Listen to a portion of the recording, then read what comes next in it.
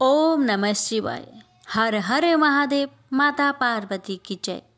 प्यारे भक्तों, आज पौष मास के शुक्ला पक्ष की सोमवार के दिन आप सभी श्रवण करेंगे सोमवार व्रत की पौराणिक कथा। सोमवार का व्रत करने से और भोलेनाथ की इन कथाओं को श्रवण करने से भोलेनाथ और माता पार्वती की कृपा से भक्तों की सभी मनोकामना पूरी हो जाती है। इसलिए कथा को बड़े ही श्रद्धा और प्रसन्नचित मन से पूरा अवश्य सुनिएगा। भोलेनाथ और माता पार्वती आप सभी भक्तों की, हमारी सभी की मनोकामना को पूर्ण करे। हर हर महादेव। माता पार्वती की जय। कथा इस प्रकार है। बात उस समय की है जब भगवान शिव कैलाश पर्वत के सुरमयी शिखर पर बैठे हुए थे और उनके समक्ष माता पार्वती दोनों हाथ जोड़कर उनसे पावन राम कथा सुनाने की विनय कर रही थी। शिवजी मुस्कुरा रहे थे। पार्वती की इस विनती के कारण स्मरण करके आशुतोष भगवान मन ही मन मुदित हो रहे हैं। यह उनके पूर्व जन्म का ही वृतांत था जब वे सती रूप में भगवान शिव की अर्धांगिनी थी। उस दिन शिव सती दंडकारण्य की तपोभूमि का भ्रमण कर रहे थे। जब उन्होंने सीता वियोग में व्याकुल और रोते हुए राम को देखा था, शिव तो प्रभु की इस लीला पर रोमांचित हो उठे थे और सती की दृष्टि से छुपाकर उन्होंने राम को हाथ जोड़कर प्रणाम किया था। परंतु सती के तीक्ष्ण दृष्टि ने यह तार लिया। एक रुदन करते तपस्वी पर शिव जी की यह श्रद्धा और प्रतिक्रिया सती को आश्चर्य में डाल रही थी कि कौन था वह तपस्वी जो सर्व पूज्य शिव जी के लिए भी पूज्य था। सती का स्वभाव हठी और संकालु था, अतः सती ने शिव से प्रश्न कर ही लिया। शिव ने पहले तो टाल दिया, परंतु सती कहाँ मानने वाली थी। भगवान शिव ने सती को श्री राम जी की महिमा कह सुनाई तो सती को विश्वास ना हुआ कि शिव पत्नी वियोग में विलाप करते तपस्वी मनुष्य को श्री हरि का अवतार कह रहे हैं। सती ने परीक्षा लेने का विचार किया और शिव से अपने विचार बताए। शिव ने पहले तो मना किया, परंतु सती का हठ देखकर समझ गए कि यह प्रभु की प्रेरणा ही है जो सती ने सब जानते हुए भी हठ पकड़ ली है। अतः उन्होंने अनुमति दे दी। शिव बरगद के नीचे बैठ रहे और सती राम की परीक्षा लेने चल पड़ी।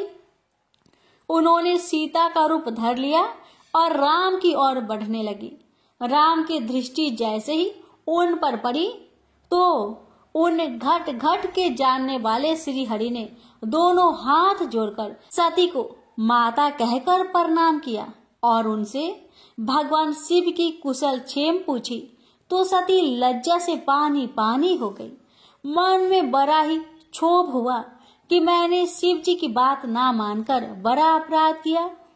वे हृदय में गलानी लिए शिव जी के पास पहुंची तो भगवान शिव ने उनसे परीक्षा का परिणाम पूछा। सती की हृदय में शंका तो थी ही, भय भी था कि कहीं अनर्थ ना हो जाए। अतः झूठ ही बोल दिया कि उन्होंने कोई परीक्षा ही नहीं ली, परंतु शिव से क्या छुपा रह सकता था। उनके मन में बड़ा विषाद हुआ और उन्होंने श्री राम का स्मरण करते हुए उसी क्षण सती को अपने हृदय से त्याग दिया। सती को शीघ्र ही शिव के व्यवहार से यह आभास हो गया कि उनकी हठ धार्मिकता और स्त्री सुलभ मूर्खता ने अंततः अनर्थ कर ही डाला। दिन प्रतिदिन शिव की अपने प्रति विरक्ति से सती दग्ध हो रही थी, परंतु भूल तो अपनी ही थी। अतः सती मन ही मन श्री राम का स्मरण करती और अपने अपराध की क्षमा मांगते हुए उस देह से शीघ्र मुक्ति दिलाने की प्रार्थना करती। शिव के समीप रहकर भी वे शिव की नहीं थी। जो जीवन व्यर्थ था। शिव घोर समाधि में चले गए थे और सती को अपराध का बड़ा मूल्य चुकाना पड़ रहा था। पति परित्यागता की पीड़ा को सती के अतिरिक्त और कौन समझ सकता था। वे क्षण प्रति क्षण अपराध बोध से घिरी जा रही थी। अंततः देव ने उनकी पीड़ा हरने के लिए एक समय चक्र बुन ही दिया। सती के पिता प्रजापति दक्ष ने एक बहुत बड़े यज्ञ का आयोजन किया, जिसमें सभी देवताओं को बुलाया गया, परंतु दक्ष ने देश के कारण शिव को निमंत्रण नहीं भेजा। सती को अपने पिता पर क्रोध आ गया, जो देवताओं के भी पूज्य है, जो देवाधिदेव है और जिनके बिना कोई यज्ञ पूर्ण नहीं हो सकता। उनका ऐसा तिरस्कार करके दक्ष ने अहंकार का परिचय दिया था। शिव ने भी समाधि संपन्न कर ली थी। अब वे शांति चित्त थे। उन्होंने प्रसन्नता पूर्वक सती को हरि कथा सुनाई। उन्हें दक्ष द्वारा किए अपमान का पता चला। उदार शिव तो मान अपमान से परे हैं, उन्हें इससे क्या, परंतु सती ने इसे प्रतिष्ठा का प्रश्न बना लिया। वे पुनः भूल कर रही थी और हट कर रही थी कि वे अपने पिता के यज्ञ में अवश्य ही जाएगी। शिव जान गए कि देव ने सती को परित्यागता की पीड़ा से मुक्ति देने का अवसर दिया है। होनी में हस्तक्षेप करना वे उचित नहीं समझते थे। अतः सती को यज्ञ में जाने की अनुमति देकर अपने गणों को उनके साथ भेज दिया। दक्ष के राजमहल में यज्ञ अपनी भव्यता के साथ आरंभ हो गया था। अनेक वेदियों के बीच में महावेदी बनी थी, जिसके चारों ओर विख्यात विद्वान ब्राह्मणों द्वारा मंत्र उच्चारण और समिधा समर्पण हो रहा था। सभी देवता अपने स्थानों पर आ विराजे थे, जबकि भगवान शिव का तो वहां आसन न था। यह सब देखकर सती के नेत्र क्रोध से जल उठे। देवाधिदेव का ऐसा तिरस्कार! सती ने अपने पिता ही नहीं बल्कि देव समाज को भी धिक्कारा, जो ऐसे यज्ञ में सम्मिलित होकर दक्ष के अपराध में भागीदार हो रहे थे। ऐसा सुनकर अहंकारी दक्ष तिलमिला गया और उसने शिव के बारे में कितनी ही अपमानजनक बातें कही। यह सुनकर सती का क्रोध चरम पर पहुंच गया और वे अपने रुद्र रूप में आ गई, जिसे देखकर देवता गण भी भयभीत हो गए। इसी अनिष्ट की आशंका ने सबको विचलित कर दिया था।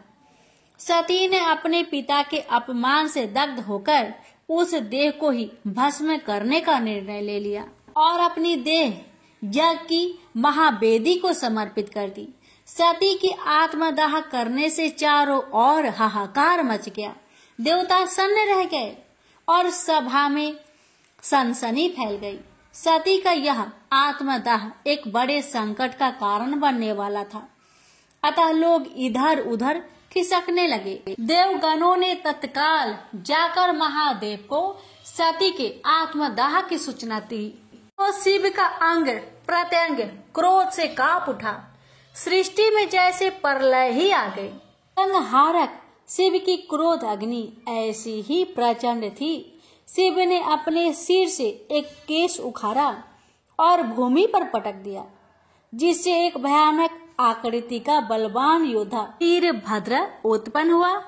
उसके अग्नि समान जलते नेत्र थे और हाथों में खड्ग व कंधों पर प्रचंड धनुष लटक रहा था। वीरभद्र गर्जना करता हुआ दक्ष की यज्ञशाला में पहुंच गया और उसने भीषण रक्तपात आरंभ कर दिया।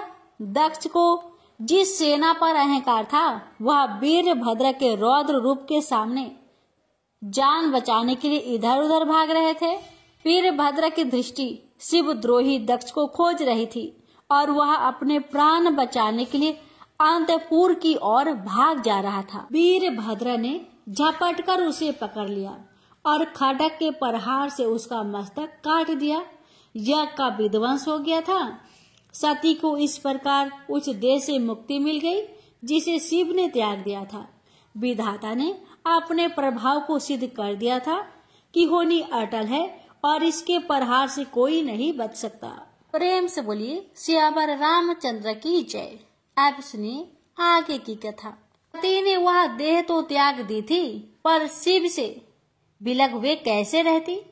न तो उनके बिना शिव और न शिव के बिना सती पूर्ण थी, और न इन दोनों का अभाव तो सृष्टि को शून्य कर देने वाला था। सती ने अपना अगला जन्म राजा हिमाचल की पत्नी मैनावती के गर्भ से लिया, जहां उनका नाम उमा या पार्वती रखा गया। माता पिता और समस्त परिजनों की लाडली पार्वती का जन्म उत्सव बड़े ही धूमधाम से मनाया गया। नारद जी ने यह समाचार सुना तो हर्षित होकर जगजननी के बाल रूप के दर्शन करने पहुंच गए। नारद जी ने बालिका के गुण दोष देखे और सर्वत्र गुणों की खान उस कन्या के भविष्य का वर्णन किया, जिसे सुनकर सभी हर्षित हो उठे। परंतु जब नारद जी ने पार्वती के भावी पति का वर्णन किया तो सब विचलित हो उठे। योगी, जटाजुटधारी, निष्काम, दरिद्र और अमंगल भेष वाले पति के बारे में देव ऋषि से सुनकर पार्वती के माता पिता को तो निश्चय ही उदास हो जाना था। सखिया भी सहम गई। नारद जी के मुख पर प्रसन्नता थी, क्योंकि भाभी वर के सभी लक्षण महादेव शिव के थे। नारद तो पार्वती को आशीर्वाद देकर चले गए, परंतु माता मैनावती संदेहग्रस्त हो गई। राजा हिमाचल ने मैनावती को समझाया कि अभी छोटी सी कन्या के वर के विषय में चिंतित होना ठीक नहीं है। भाग्य कब करवट ले कौन कह सकता है, और देवऋषि नारद तो वैसे भी जो ही मनोविनोदी स्वभाव के हैं। वे कब किसकी चिंता दूर करने का उपाय कर दे और कब किसे चिंता में डालकर नारायण नारायण भजते हुए लोक भ्रमण को चल पड़े। मैनावती को नारद की बात पर विश्वास था, अतः उसका मात्र हृदय कभी अवसस्त न हुआ। कन्या नित्य चंद्रमा शुक्ल पक्ष की भांति बढ़ने लगी। पार्वती कब कन्या से किशोरी हो गई, माता पिता को लार प्यार में पता ही न चला।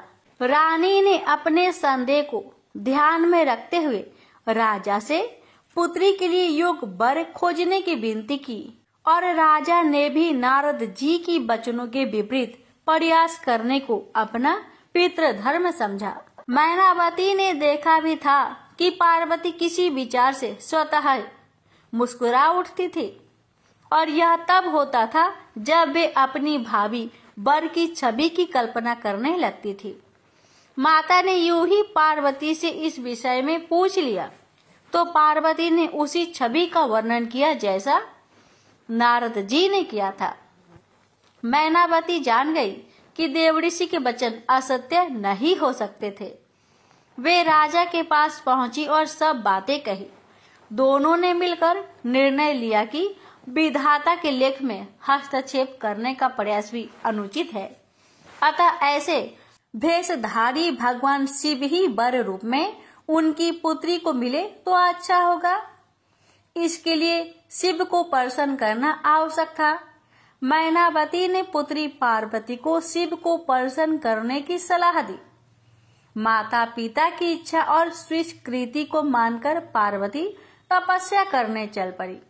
प्रजापति शिव को ध्यान में रखकर सुकोमल सुकुमारी पार्वती घोर तपस्या करने बैठ गई। बहुत समय तक कंद मूल खाकर फिर कठोर उपवास के द्वारा पार्वती ने शिव इच्छा में अपने शरीर को सुखा लिया।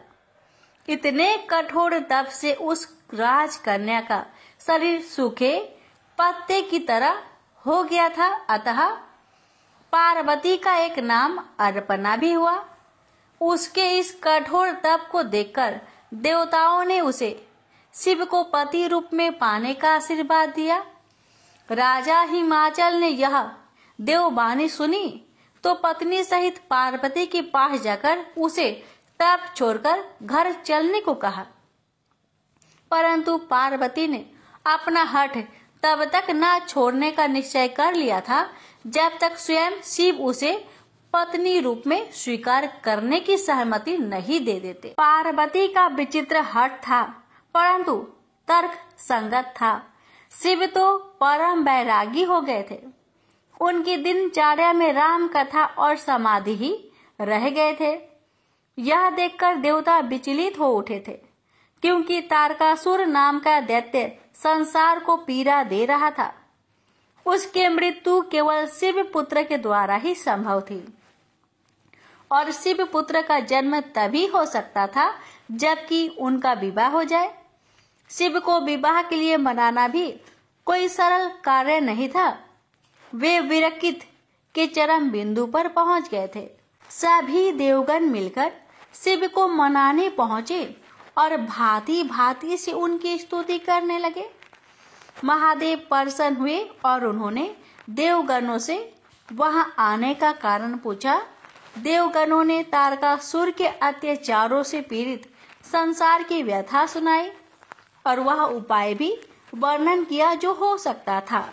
भक्तों के सदा सहायक भोलेनाथ शिव तो जगत कल्याण के लिए ही विख्यात है। देवताओं और संसार को निर्भय करने के लिए उन्होंने बिना विचार किए तुरंत ही सहमति तो दे ही दी, परंतु इस शर्त पर कि वे पहले पार्वती की प्रेम की परीक्षा लेंगे, तभी उन्हें अंगीकार करेंगे। भगवान शिव ने सप्त ऋषियों को पार्वती के अपने प्रति अनुराग की परीक्षा लेने के लिए भेजा। सब जानते थे कि यह मिलन निश्चित है, परंतु महादेव की लीला भी तो देखनी थी।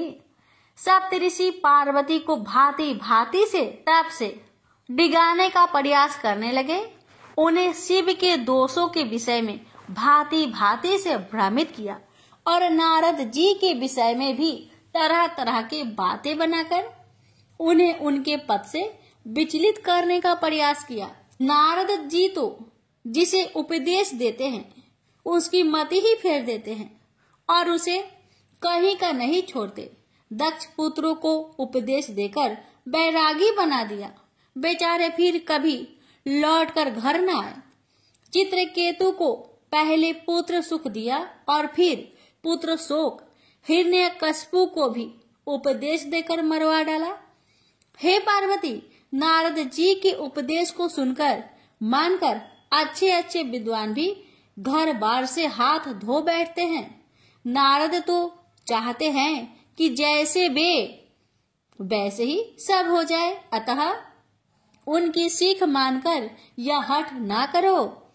पार्वती टस से मस नहीं होती तो सप्त ऋषियों ने उन्हें प्रलोभन दिया कि वे शिव के प्रति हठ को छोड़कर श्री विष्णु का तप करे तो वे शीघ्र प्रसन्न हो जाने वाले हैं और शिव से ही कहीं अधिक गुणवान हैं। पार्वती अडिंग रही। शैलपुत्री है तो डिगती कैसे? पार्वती ने विनय करके सप्त ऋषियों को वहां से जाने को कहा। सभी ने उनके शिव प्रेम की प्रशंसा की और जाकर शिव को सारा वृत्तांत कहा। शिव ऐसे प्रेम पर पुलकित हो गए। उन्होंने पार्वती को स्वीकार करने को सहमति दे दी तो देवताओं की हर्ष का ठिकाना ना रहा। इस अवसर के लिए उन्होंने क्या क्या उपाय नहीं किए थे। बेचारे कामदेव को तो शिव की क्रोध अग्नि में अपना देह से हाथ धोना पड़ गया था। ब्रह्मा जी ने तत्काल सप्त ऋषियों को राजा हिमाचल के यहाँ भेज दिया। राजा सप्त ऋषियों का स्वागत सत्कार किया और यह समाचार पाकर कि शिव ने उनकी पुत्री की प्रतिज्ञा को सत्य करने का निर्णय लिया है, उनके आनंद की सीमा न रही। उसी क्षण विवाह का शुभ मुहूर्त सोचकर वेदान अनुसार लग्न निर्धारित किया गया। शिव पार्वती का विवाह निश्चित होने पर देवताओं और मुनियों में हर्ष की लहर दौड़ गई, क्योंकि ऐसा होने पर ही तारकासुर के अत्याचारों से मुक्ति मिलने के कारण निहित था। इस भव्य विवाह की दोनों तरफ से तैयारियां होने लगी। ब्रह्मा जी ने लगन पात्रिका बाजकर सुनाई तो शिवगणों में जैसे उन्माद छा गया। भूत प्रेत पिशाच योगिनी आदि तो बड़े ही मनमौजी है। सबका अपनी प्रसन्नता व्यक्त करने का ढंग अलग है। कोई सिर के बल नृत्य कर रहा है तो कोई एक पैर पर ही नाच रहा है, कोई एक मुखी है तो कोई बहुमुखी, कितनों को तो अभंग का रोग है, कोई एक नेत्री है तो कोई बहुनेत्री, सब भांतियां तो इन्हें स्पर्श तक नहीं करती। शिव जैसे मस्त मौला वैसे ही उनके गण भी होंगे, इसमें क्या संदेह है। प्रसन्नता का अवसर है तो व्यक्त करने में किसी प्रकार का संकोच और लज्जा क्यों।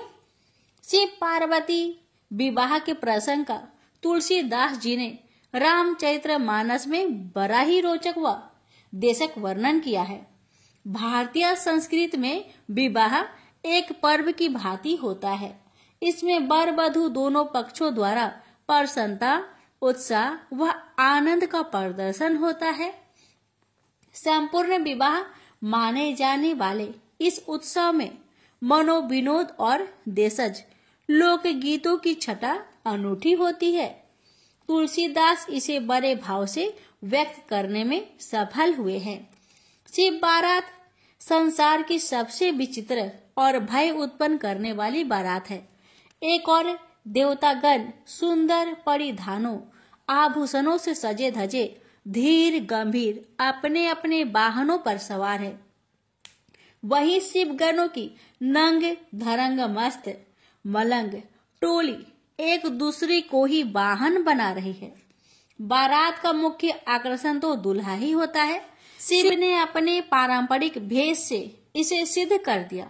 शुक्र और शनि इस बारात के दूसरे आकर्षण हैं, जो अपने कौतुकों से अनायास उन्मुक्त हंसी प्रदान करते हैं। बारात राजा हिमाचल के द्वार पर पहुंची तो रानी मैनावती अपने दामाद को देखकर मूर्छित हो गई। हाय मेरी पुत्री की भाग्य, हाय देवऋषि, जीवा ही तो हिलानी थी, कुछ और ही कह दिया होता, पर होनी को कौन टाल सकता है। मन को तो समझाना ही था।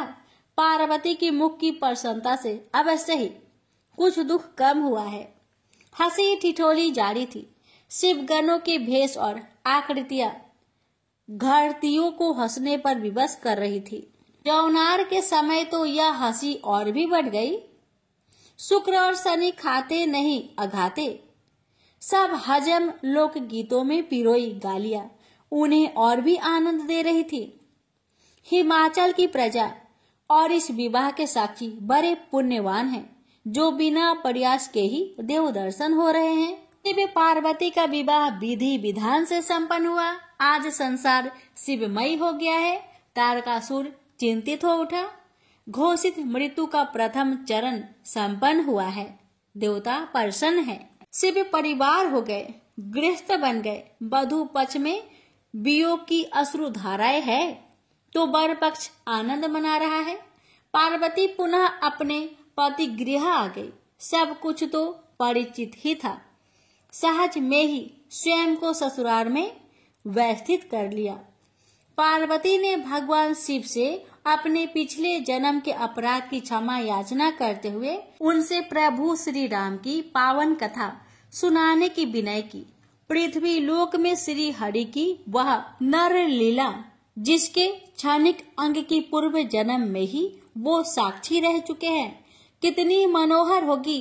भोले भंडारी तो श्री राम में अनन्य प्रीति रखते हैं, अतः राम कथा के वर्णन का कोई अवसर भी नहीं छोड़ते। और उस कौवे का तो सौभाग्य ही क्या कहना, जो भगवान श्री शिव के श्री मुख से सिया राम की पावन कथा सुनने का अवसर अनायास ही प्राप्त कर चुका है। प्रेम से बोलिए हर हर महादेव। माता पार्वती की जय। किसी नगर में एक धनी व्यापारी रहता था। दूर दूर तक उसका व्यापार फैला हुआ था।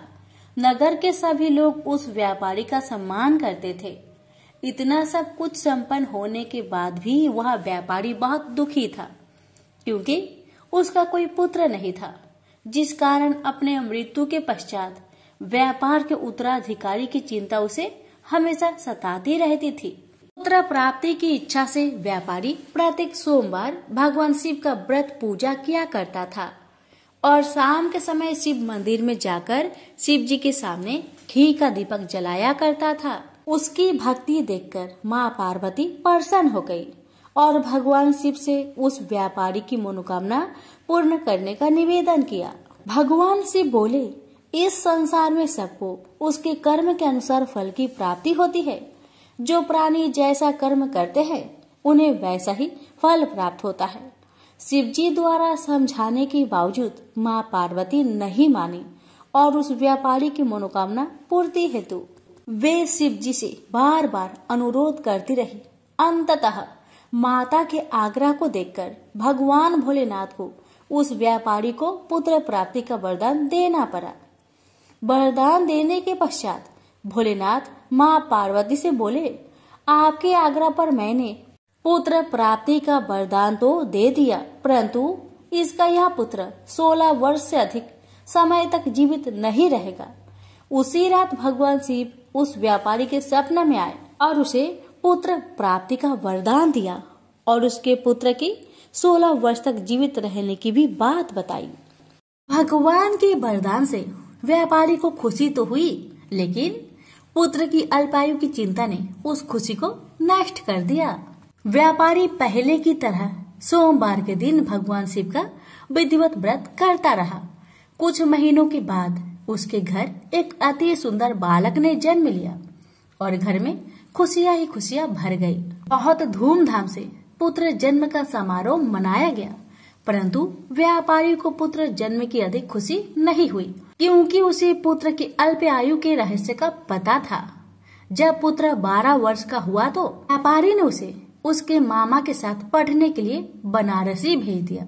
लड़का अपने मामा के साथ शिक्षा प्राप्त हेतु चल दिया। रास्ते में जहाँ भी मामा भांजे विश्राम हेतु रुकते, वहीं यज्ञ करते और ब्राह्मणों को भोजन कराते। लंबी यात्रा के बाद मामा भांजे एक नगर में पहुँचे। उस दिन नगर के राजा की कन्या का विवाह था, जिस कारण पूरे नगर को सजाया गया था।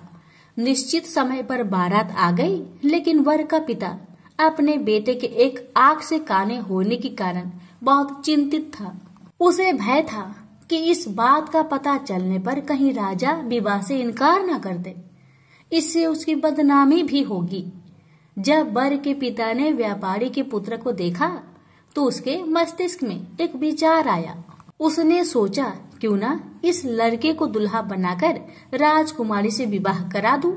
विवाह के बाद इसको धन देकर विदा कर दूंगा और राजकुमारी को अपने नगर ले जाऊंगा। वर के पिता ने लड़के के मामा से इस संबंध में बात की। मामा ने धन मिलने की लालच में वर के पिता की बात को स्वीकार कर ली। लड़के को दूल्हे का वस्त्र पहनाकर राजकुमारी से विवाह कर दिया गया। राजा ने बहुत सारा धन देकर राजकुमारी को विदा किया।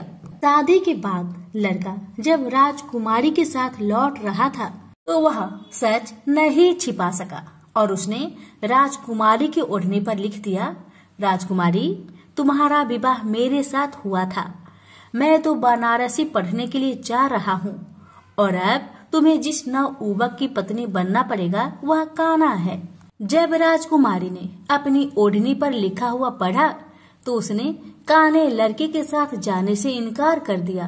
राजा को जब ये सब बातें पता लगी तो उसने राजकुमारी को महल में ही रख लिया।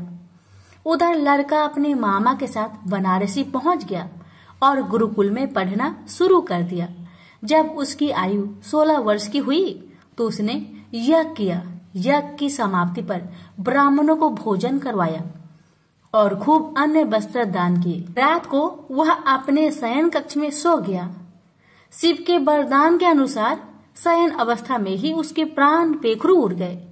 सूर्योदय पर मामा मृत भांजे को देखकर रोने पिटने लगा। आसपास के लोग भी एकत्र होकर दुख प्रकट करने लगे।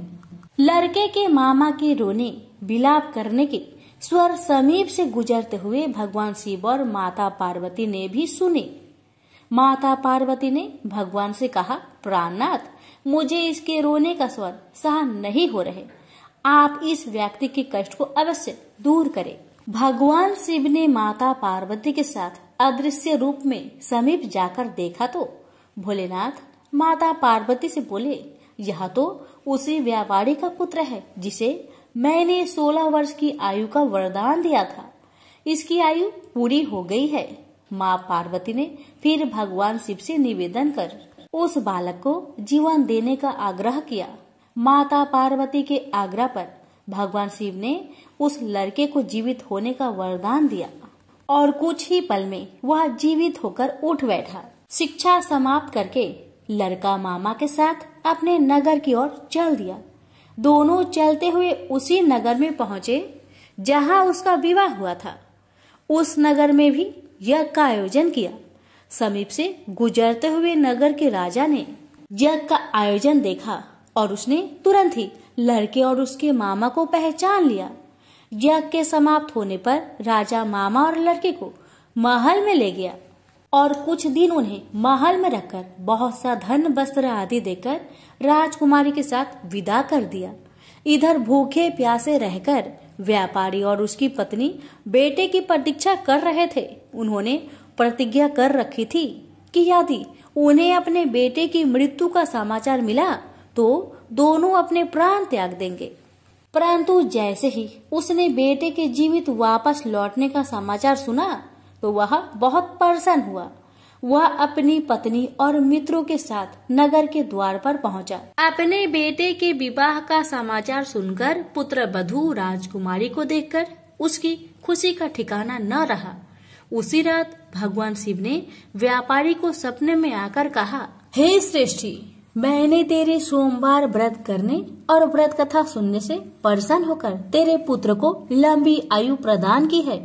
पुत्र की लंबी आयु जानकर व्यापारी बहुत प्रसन्न हुआ। शिव भक्त होने तथा सोमवार का व्रत करने से व्यापारी की सभी मनोकामनाएं पूर्ण हुई। इसी प्रकार जो भक्त सोमवार का विधिवत व्रत करते हैं और व्रत कथा सुनते हैं उनकी सभी इच्छाएं पूरी होती है।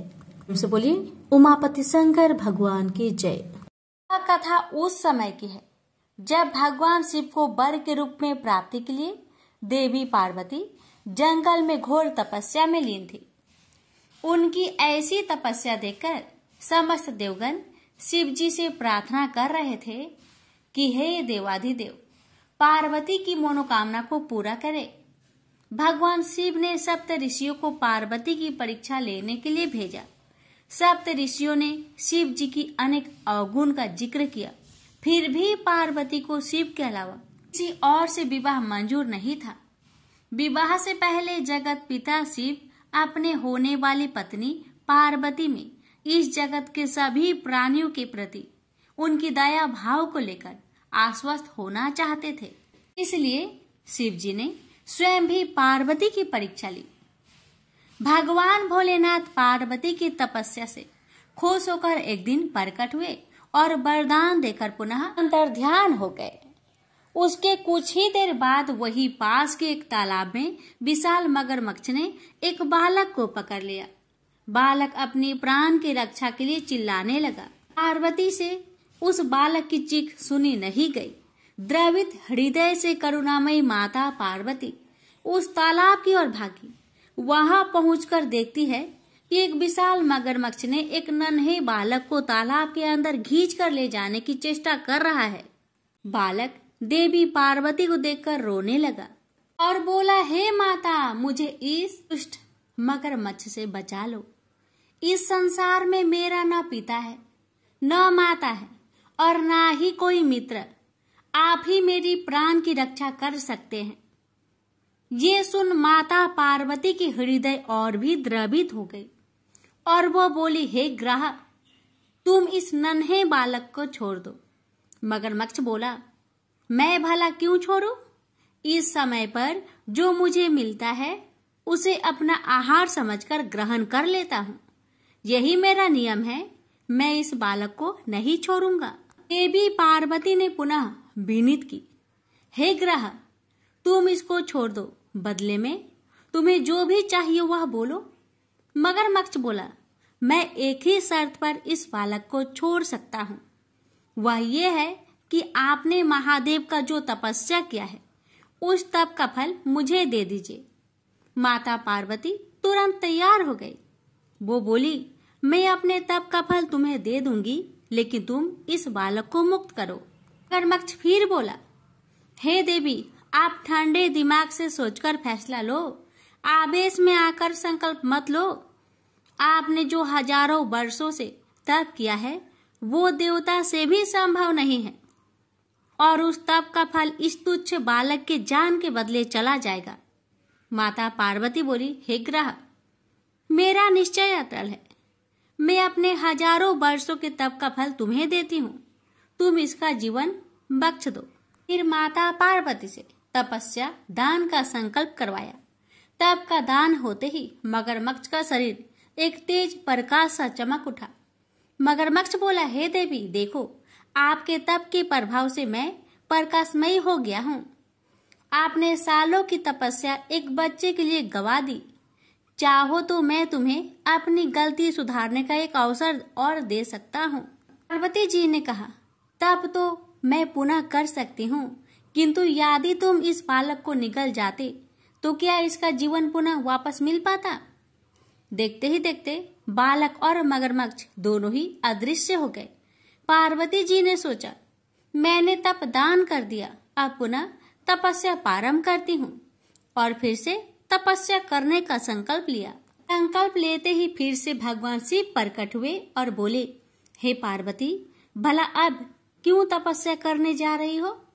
पार्वती जी ने कहा, प्रभु, मैंने अपनी सारी तपस्या दान कर दिया है।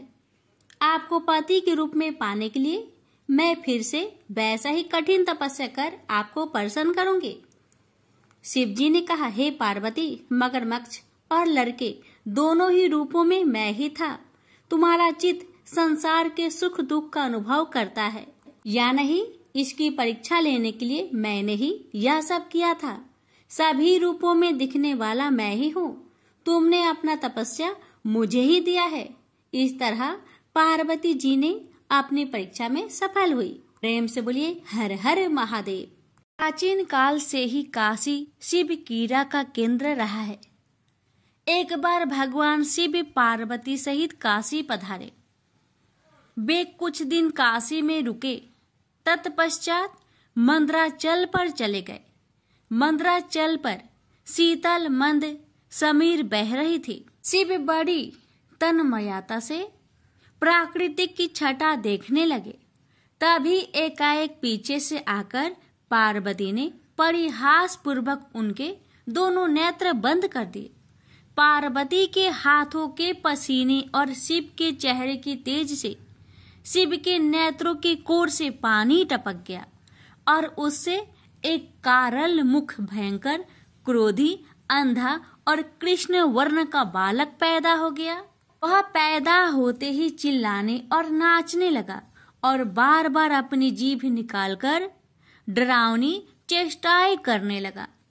यह देख पार्वती भयभीत हो गई। उन्होंने शिव से उस विकराल बालक के विषय में पूछा तो शिव ने बताया कि वह उन्हीं का पुत्र है जो नेत्रों से पानी बहकर गिरने के कारण उत्पन्न हो गया है। पार्वती ने उसके पालन पोषण का दायित्व अपने सखी को सौंप दिया और वह बालक उनकी सखी द्वारा पोषित होने लगा। पार्वती जी ने उनका नाम अंधक रखा। इसी बीच हिरण्यकशिपु का भाई हिरण्याक्ष शिव की तपस्या में तत्लीन था। उसकी तपस्या से प्रसन्न होकर शिव प्रकट हुए और उन्होंने उससे वर मांगने को कहा। उठो पुत्र, मैं तुम्हारे तप से प्रसन्न हूँ, बोलो क्या वर मांगते हो? हिरण्याक्ष बोला, भगवान, मुझे एक पुत्र की कामना है। मेरे भाई के तो 4 पुत्र हैं, किंतु मेरी पत्नी की गोद खाली है। कृपया मुझे पुत्र प्राप्ति का वरदान दे। शिव बोले, तुम्हारे भाग्य में पुत्र प्राप्ति का योग नहीं है दैत्यराज, लेकिन मैं तुम्हें अपना पुत्र दे सकता हूँ। वह अंधा है परंतु बहुत बलशाली है। भविष्य में वह महाबलवान पुरुष बनेगा। यह कहकर शिव ने अंधक को हिरण्याक्ष के हाथों में दे दिया। हिरण्याक्ष अंधक को लेकर खुशी खुशी अपने राज्य लौट गया। अंधक राजमहल में बड़ा होने लगा। तभी देवासुर संग्राम छिड़ गया और भगवान विष्णु द्वारा हिरण्याक्ष मारा गया। हिरण्याक्ष का बड़ा भाई हिरण्यकशिपु छिपकर भाग निकला। हिरण्याक्ष के मरने के बाद राजमहल में अंधक की उपेक्षा होने लगी। उसके अन्य चचेरे भाई और संगी साथी उसे चिढ़ाने लगे। इससे अंधक दुखी रहने लगा। एक दिन उनके व्यवहार से तंग आकर वह तपस्या करने निकल पड़ा और एक निर्जन वन में पहुंचकर ब्रह्मा जी की साधना में लीन हो गया। तप करते हुए उसे कई वर्ष बीत गए। उसके तप से प्रसन्न होकर ब्रह्मा जी प्रकट हुए और उससे वर मांगने को कहा। अंधक ब्रह्मा जी के चरणों में गिरकर बोला, पितामह, मुझे ऐसा वर दीजिए कि मेरा अपमान करने वाले मेरे सभी भाई मेरी दास्ता करे, मेरे दिव्य नेत्र हो जाए, मेरी किसी के द्वारा मृत्यु ना हो। यह सुनकर ब्रह्मा जी बोले, और सब तो ठीक है वत्स, तुम्हारे नेत्र दिव्य हो जाएंगे, तुम्हारे सारे भाई भी तुम्हारा दास्ता स्वीकार कर लेंगे, किंतु तुम मनुष्य हो और काल चक्र का नियम है कि कोई भी मनुष्य मृत्यु से अछूता नहीं रह सकता। अंधक बोला, तो फिर ऐसा ही वरदान दीजिए कि मेरे शरीर से निकले रक्त की एक एक बूंद से मेरे जैसे पराक्रमी वीर उत्पन्न हो जाए। ब्रह्मा जी बोले, ठीक है, मैं तुम्हें यह वरदान देता हूँ, साथ ही ये भी वरदान देता हूँ कि तुम्हारी मृत्यु विष्णु तथा शिव के द्वारा नहीं होगी। अंधक को वरदान देकर ब्रह्मा जी अंतर्ध्यान हो गए और अंधक वरदान पाकर एकदम सुपुष्ट एवं नेत्रवान पुरुष बन गया। वह वापस दैत्यपुरी लौट आया। वरदान प्राप्त करके वह बेहद कामुक हो गया। उसके अत्याचारों से नाग, यक्ष तथा देव गंधर्व सभी दुखी रहने लगे।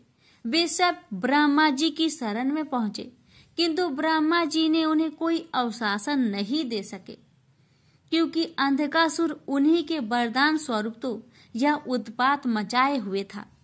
आखिर निराश होकर सब लोग शिव के पास पहुंचे और उन्हें अंधकासुर के अत्याचारों के बारे में अवगत कराया। शिव ने उन्हें आश्वस्त किया। आश्वस्त होकर वे अपने स्थानों को लौट गए। शिव पार्वती मंद्राचल पर्वत पर ठहरे हुए थे। तभी एक बार अंधक अपनी सेना के साथ मंद्राचल पर्वत पर पहुंचा। पर्वत की सुरमया देखकर वह विभोर हो उठा। उसने सोचा, कितना सुंदर स्थान है, क्यों न यहाँ अपने लिए एक अस्थायी नगर का निर्माण करा दिया जाए। यह सोच उसने अपने एक सेवक को आदेश दिया, तुम कोई उचित स्थान तलाश करो जहाँ हमारे लिए एक शानदार महल बन सके। आज्ञा पाकर सेवक उचित स्थान की खोज में निकल पड़ा। कुछ दूर जाने पर उसे एक जटाधारी पुरुष तप करता दिखाई दिया। उसके समीप ही एक सुंदर स्त्री बैठी हुई थी। उसने सोचा, वाह क्या सुंदरी है, लेकिन यह इस तपस्वी के पास क्या कर रही है। इसे तो राजमहल की शोभा होनी चाहिए, चलकर महाराज को सूचित करूं। यह सोचकर वह वापस लौट आया और अंधक को सारा वृत्तांत कह सुनाया। सुनकर अंधक बोला, फिर से जाओ और उस सुंदरी को उठाकर मेरे पास ले आओ और उसके साथ के तपस्वी पुरुष को कह देना कि मैं दैत्यराज अंधक का दूत हूँ और उनके लिए इस सुंदरी को ले जाना चाहता हूँ।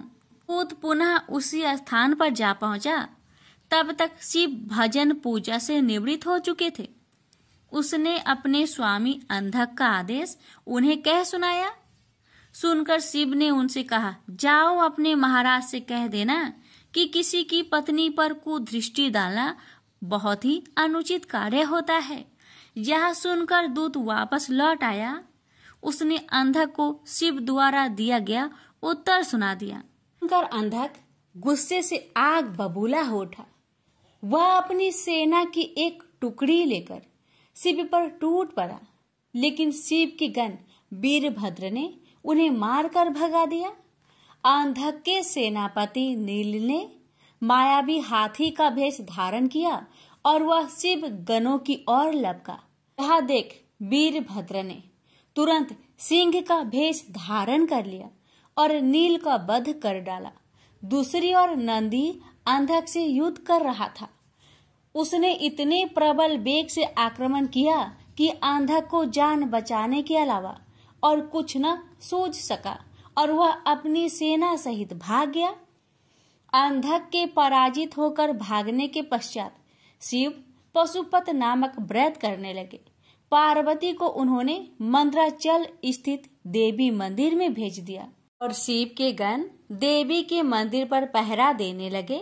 अंधक अपनी पराजय को न भूल सका। उसने पुनः सेना एकत्र की और हमला कर घनघोर युद्ध छिड़ गया। अंधक ने नंदीश्वर को मूर्छित कर दिया। देवर्षि नारद द्वारा यह समाचार विष्णु तक पहुंचाया गया।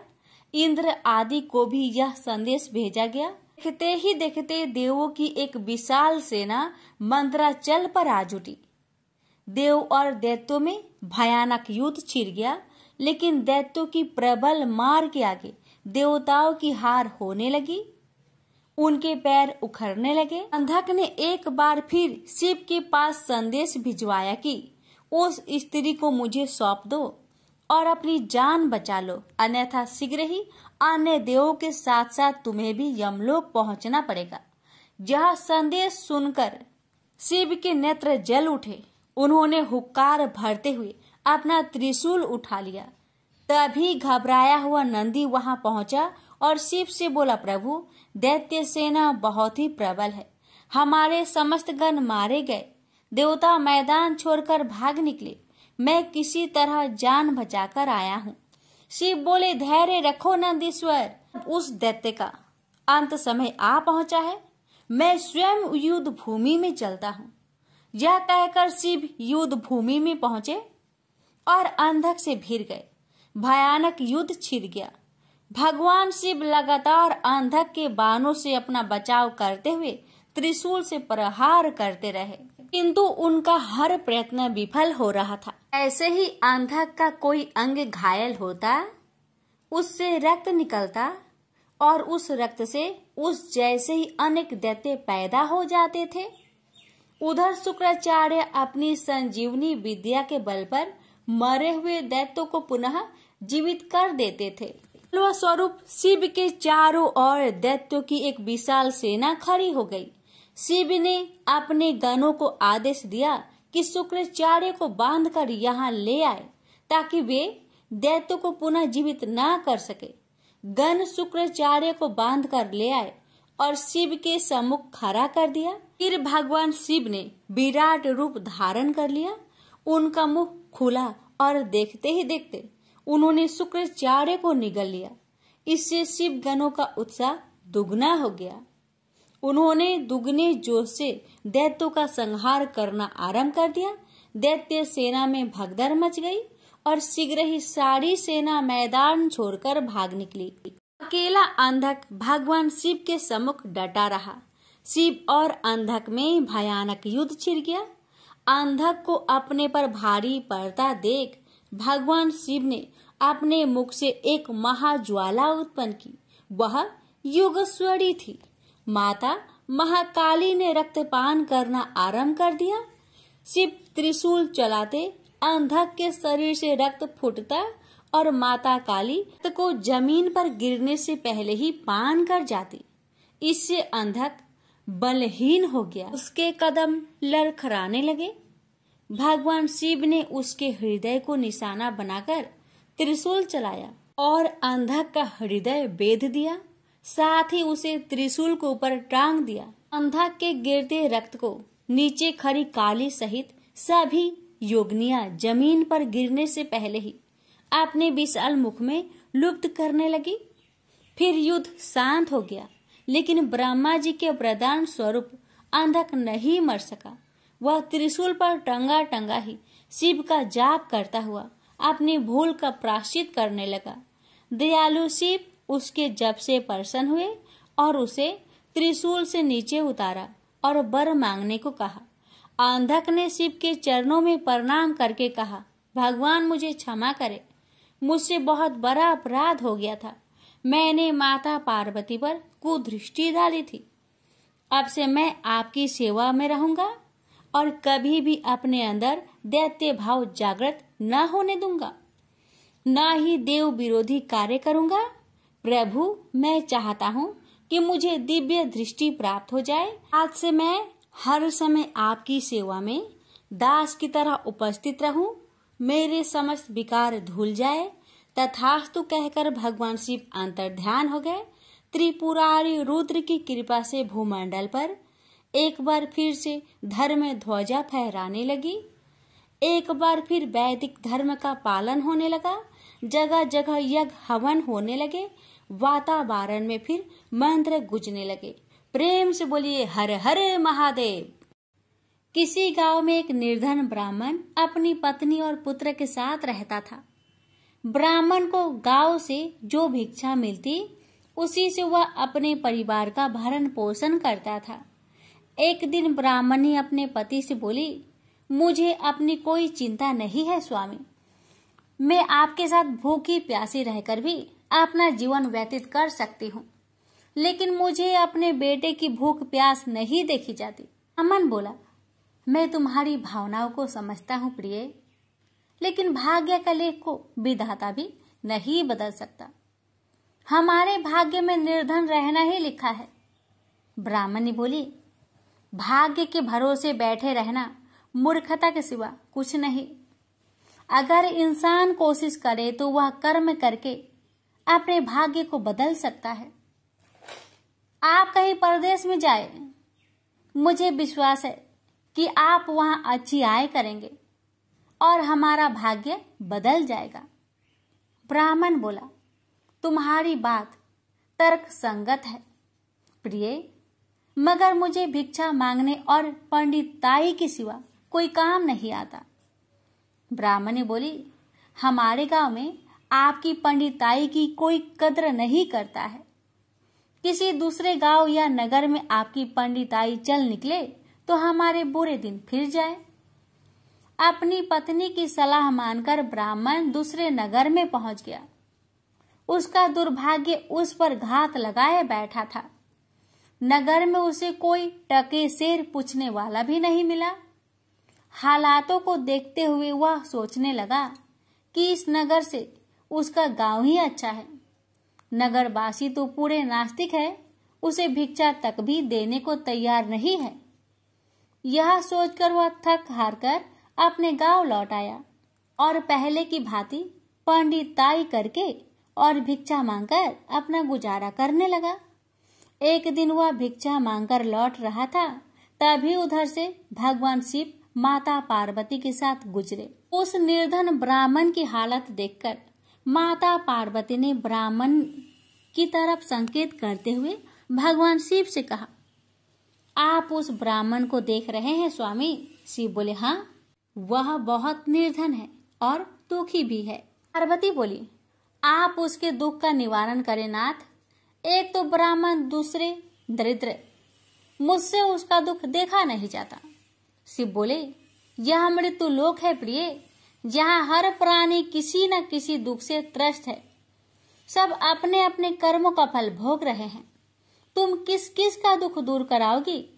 पार्वती बोली, आपको उस निर्धन ब्राह्मण को धनवान बनाना होगा स्वामी।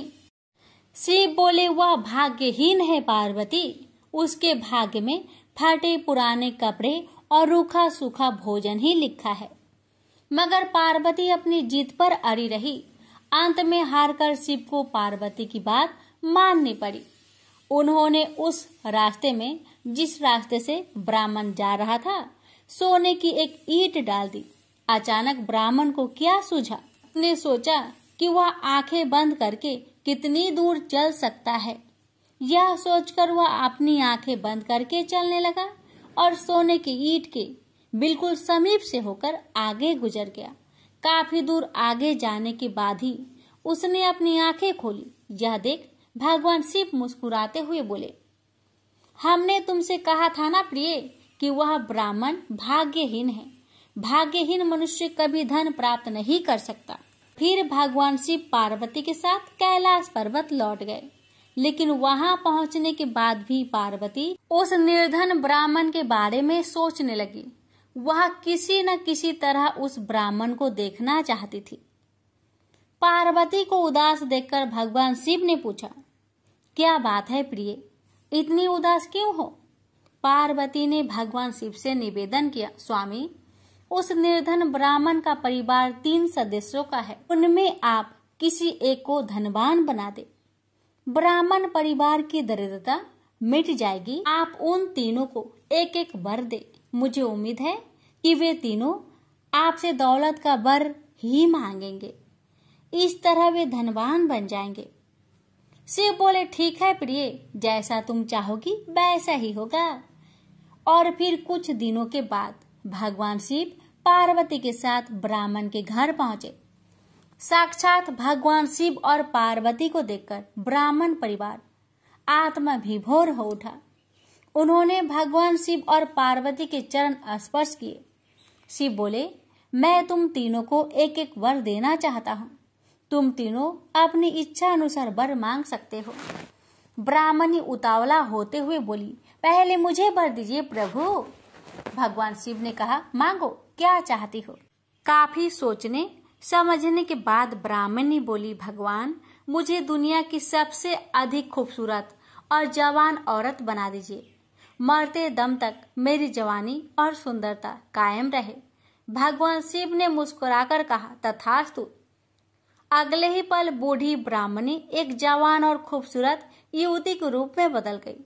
उसी समय उनके घर के सामने से गांव के जमींदार का पुत्र गुजर रहा था, जो घोड़े पर सवार था। उसने खूबसूरत ब्राह्मणी को देखा तो उस पर मुग्ध हो उठा।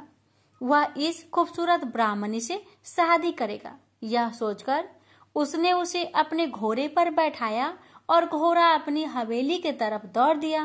यह देख ब्राह्मण अपनी छाती पीटते हुए विलाप करने लगा, हाय मेरी पत्नी, रो मत ब्राह्मण श्रेष्ठ, तुम भी मुझसे कोई वर मांग लो, जो मांगोगे तुम्हें मिलेगा। भगवान शिव सांत्वना देते हुए बोले, मेरी पत्नी को वापस बुला लीजिए प्रभु, मुझे इसके सिवा कुछ भी नहीं चाहिए। ब्राह्मण ने निवेदन करते हुए कहा। भगवान शिव बोले, तथास्तु। देखते ही देखते ब्राह्मणी वहां खड़ी थी। अपने पत्नी को अपने सामने देखकर ब्राह्मण राहत की सांस ली। भगवान शिव ने ब्राह्मण पुत्र से कहा, तुम क्या वर मांगते हो बेटा। ब्राह्मण पुत्र ने काफी सोचने समझने के बाद कहा, भगवान, मुझे कुछ नहीं चाहिए, लेकिन आप मेरी माँ को पहले जैसी बूढ़ी बना दीजिए। तथास्तु। भगवान शिव ने कहा और अगले ही पल ब्राह्मणी पहले के समान बूढ़ी हो गई। ब्राह्मण परिवार की मूर्खता पर पार्वती ने अपना माथा पीटा। सोचने लगी कि तीनों ही वास्तव में ही भाग्यहीन हैं। विधि ने उनके भाग्य में जो लिख दिया है उसे देवी देवता भी नहीं बदल सकते। प्रेम से बोलिए हर हर महादेव। पार्वती जब भी अपने पति शिव के साथ दूसरे देवताओं के निवास स्थान पर जाती और वहां उनके सजे धजे सुंदर भवनों को देखती तो उन्हें बड़ी हीनता का बोध होता। वो यह महसूस करती कि हमसे छोटे छोटे देवताओं के पास भी बड़े बड़े भव्य भवन हैं, लेकिन हमारे पास कुछ भी नहीं। कहने को मैं आदिदेव शिव की पत्नी हूँ, लेकिन रहने के लिए मिली है कैलाश पर्वत की कंदराएं और पहनने के लिए वल्कल। किसी उचित आवास के अभाव में मैं अन्य सुख सुविधाओं का भी उपभोग नहीं कर सकती। एक दिन पार्वती ने अपने मन की यह व्यथा अपने पति शिव से कही। सुनकर शिव मुस्कुराए, फिर बोले, इसमें हीनता की कोई बात नहीं है देवी। प्रत्येक व्यक्ति की अपनी अपनी जीवन शैली होती है। हमारी जीवन शैली यही है। हम अपनी इस शैली को हीन क्यों समझे। अन्य देवगण प्रकृति से बहुत दूर है, जबकि हम प्रकृति की गोद में निवास करते हैं। यह तो हमारे लिए गौरव की बात है, हीनता की नहीं।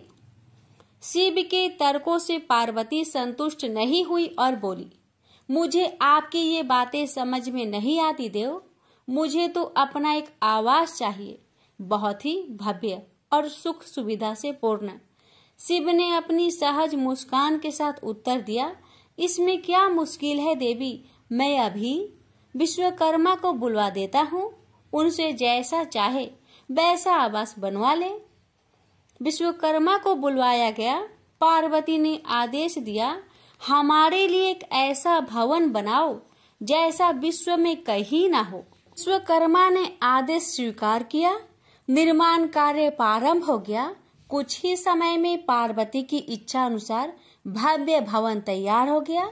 अपने भवन को देखकर पार्वती अति प्रसन्न हुई। गृह प्रवेश की तैयारी होने लगी। पार्वती चाहती थी कि गृह प्रवेश के समय सभी प्रमुख देवता हमारे यहाँ उपस्थित रहे। शिव ने अपनी सहमति दे दी। सभी प्रमुख देवी देवताओं को आमंत्रण भेजा गया। गृह प्रवेश के समय वे सब कैलाश पर्वत पर आ गए। उन्होंने पार्वती के भव्य भवन की भूरी भूरी प्रशंसा की। इन विश्व नियंता ब्रह्मा खामोश रहे। जब सब देवी देवता जाने लगे तो पार्वती ने ब्रह्मा जी से पूछा, देव, क्या आपको यह आवास पसंद नहीं आया? ब्रह्मा जी ने आश्चर्य व्यक्त करते हुए पार्वती से ही प्रश्न किया, देवी, मैंने ऐसा कब कहा? आपके चेहरे की भाव भंगिमा कुछ ऐसा ही कह रही है प्रभु। पार्वती ने अपनी शंका स्पष्ट की। फिर ब्रह्मा जी को मौन देखकर पार्वती ने अपनी बात आगे बढ़ाई। देव, आप कुछ संकोच कर रहे हैं, स्पष्ट कहिए क्या बात है? ब्रह्मा जी ने तनिक रुककर उत्तर दिया, देवी, और तो सब ठीक है, लेकिन इस प्रसाद पर शनि की कुदृष्टि है। इतना कहकर वे वहां से चले गए। पार्वती ने ब्रह्मा जी की बात शिव को बतलाई तो वे भी कुछ चिंता में पड़ गए। पार्वती ने शिव से पूछा, प्रभु, शनि की दृष्टि से क्या हो सकता है? यह प्रसाद जल सकता है? शिव ने उत्तर दिया। यह सुनकर पार्वती भी चिंतित हो गई और बोली, प्रभु, इसके लिए कोई उपाय कीजिए। शिव ने निराशा व्यक्त की। शनि के दृष्टि को हटाना सरल नहीं है देवी। शिव का उत्तर सुनकर पार्वती आवेश में आ गई और बोली, सरल क्यों नहीं है? आप अभी शनि लोक जाइए और शनि से कहिए कि वह हमारे प्रसाद पर से अपनी कुदृष्टि हटा ले। यदि वह मान जाए तो आप तत्काल उसे वरदान दे दीजिएगा, और यदि ना माने तो आप अपना डमरू जोर से बजा दीजिएगा। मैं स्वयं अपने प्रसाद को आग लगा दूंगी। यदि प्रसाद को जलना ही है तो यह मेरे ही हाथों से जलेगा, शनि की कुदृष्टि से नहीं। इसके बाद मैं शनि को श्राप दूंगी। पार्वती की इच्छा अनुसार शिव शनि लोक गए। वहां शनि देव ने उनकी अभ्यर्थना की और आदर के साथ आसन पर बैठाया। आसन ग्रहण करने के बाद शिव ने अपने आने की प्रयोजन बताया। देवी पार्वती ने जो प्रसाद बनवाया है उस पर तुम्हारी कुदृष्टि है, अतः वे चाहती हैं कि तुम उधर से अपनी कुदृष्टि हटा लो। शनि देव ने करवध होकर निवेदन किया, आप निश्चिंत रहे देव, माता पार्वती के प्रसाद पर कुदृष्टि डालने का मैं दुस्साहस कर ही नहीं सकता। शनि से अवशासन पाकर शिव प्रसन्न हो गए और बोले, शनि, मैं तुमसे प्रसन्न हूँ, तुम जो चाहे वर मांग सकते हो। शनि ने विनम्र भाव से कहा, प्रभु, आपका दिया हुआ सब कुछ मेरे पास है, क्या मांगू? हाँ, एक इच्छा अवश्य है, वह है आपका तांडव नृत्य देखने की। बहुत दिन हो गए उसे देखे हुए, आपका नृत्य देखला सके तो कृपा होगी। शनि का यह अनुरोध शिव को अच्छा लगा। उन्होंने तत्काल अपना डमरू उठा लिया और लगे नृत्य करने। भोले भंडारी ये भी भूल गए कि माता पार्वती ने डमरू की आवाज सुनकर अपने नव निर्मित प्रसाद को जला देने की बात कही थी। बस डमरू बजा बजा कर वे नृत्य करते रहे। उधर पार्वती ने जब कैलाश पर डमरू की ध्वनि सुनी तो उन्होंने सोचा कि शनि ने अपनी कुदृष्टि हटाना अस्वीकार कर दिया है, अतः वे बहुत दुखी हुई। उन्हें लगा कि यदि मैं तत्काल अपने नव निर्मित आवास को आग लगा दूंगी तो वह शनि की कुदृष्टि से बच जाएगा। अतः उन्होंने स्वयं ही अपने प्रसाद में आग लगा दी। वह धू धू करके जल उठा। प्रसाद को जलता देख पार्वती का शनि पर क्रोध धीरे धीरे बढ़ने लगा और वे उसे श्राप देने के लिए तैयार हो गई। लेकिन उसी समय भगवान शिव वहां पहुंच गए। उन्होंने वहां प्रसाद को जलते देखा तो वे आश्चर्यचकित रह गए। उनकी समझ में ही नहीं आया कि यह कैसे हो गया। फिर अचानक उन्हें सब कुछ स्मरण हो आया। अपनी भूल का उन्हें एहसास हुआ। उन्होंने पार्वती जी को सब कुछ कह सुनाया। सच्चाई जानकर पार्वती को भी अपनी जल्दबाजी पर दुख हुआ। अब शनि को श्राप देने का कोई अर्थ नहीं था। प्रत्यक्षतः उसका कहीं कोई अपराध नहीं था। फिर भी पार्वती और शिव को यह लग रहा था कि यह सब हुआ शनि की कुदृष्टि से ही। लेकिन इस स्थिति को देखते हुए वे उसे दोषी नहीं ठहरा सकते थे। प्रेम से बोलिए हर हर महादेव, शनि महाराज की जय हो। श्रवण करेंगे शिव चालीसा। जय गणेश गिरिजा सोवन, मंगल मूल सुजान, कहत अयोध्या दास, तुम देहु अभय वरदान। जय गिरिजापति दीन दयाला, सदा करत संतन प्रतिपाला, भाल चंद्रमा सोहत नीके, कानन कुंडल नाग फनीके। अंग गौर सिर गंग बहाए, मुंड माल तन चार लगाए, वस्त्र खाल बाघंबर सोहे, सभी को देखी नाग मन मोहे।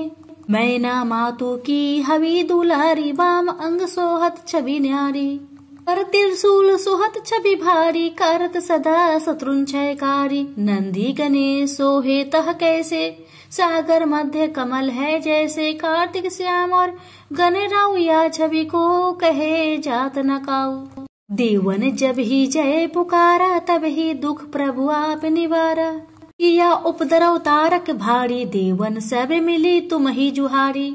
तुरंत सडानन आप पठायो, लमनी मेष महामारी गिराओ, आप जलंधर असुर संहारा, सूयस तुम्हार विदित संसारा। त्रिपुरासुर सन युद्ध मचाई, सब ही कृपा कर लीन बजाई, किया तप ही भगीरथ भारी, पूरब प्रतिज्ञा तासु पुरारी। दानिन मह तुम सम कोई नाही, सेवक स्तुति करत सदा ही, वेद नाम महिमा तौ गाई, अकथ अनादि भेद नहीं पाई।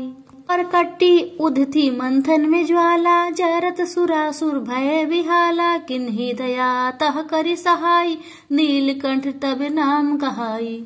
पूरन रामचंद्र जबे किन्हा, जीत के लंक विभीषण तिन्हा, साहस कमल में हो रहे धारी, किन्हा परीक्षा तब ही पुरारी। एक कमल प्रभु राखे उजोई, कमल नयन पूजन चाह सोई।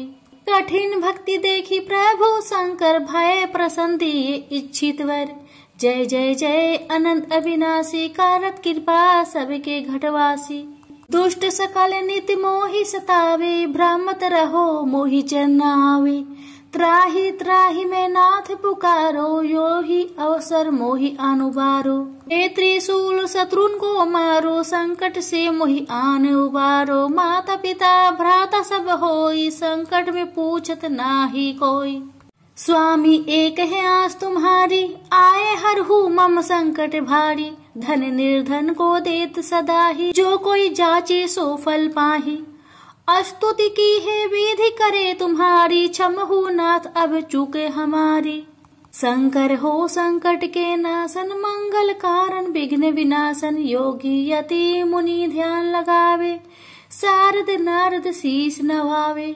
नमो नमो जय नमः शिवाय, सुर ब्रह्मादि के पार न लाए। जो यह पाठ करे मन लाई, तापर होत है शंभु सहाय। प्रिनिया जो कोई हो अधिकारी, पाठ करे सो पावन हारी। पुत्रहीन कर इच्छा जोई, निश्चय शिव प्रसाद ते ही होई।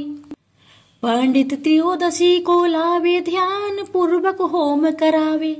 त्रयोदशी व्रत करे हमेशा, ताके तनय नहीं रहे कलेसा। धूप दीप नेवत चढ़ावे, शंकर सम्मुख पाठ सुनावे।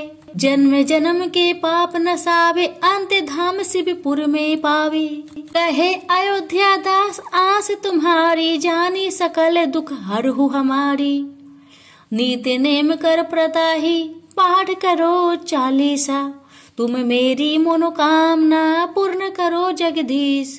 प्रेम से बोलिए हर हर महादेव, माता पार्वती की जय।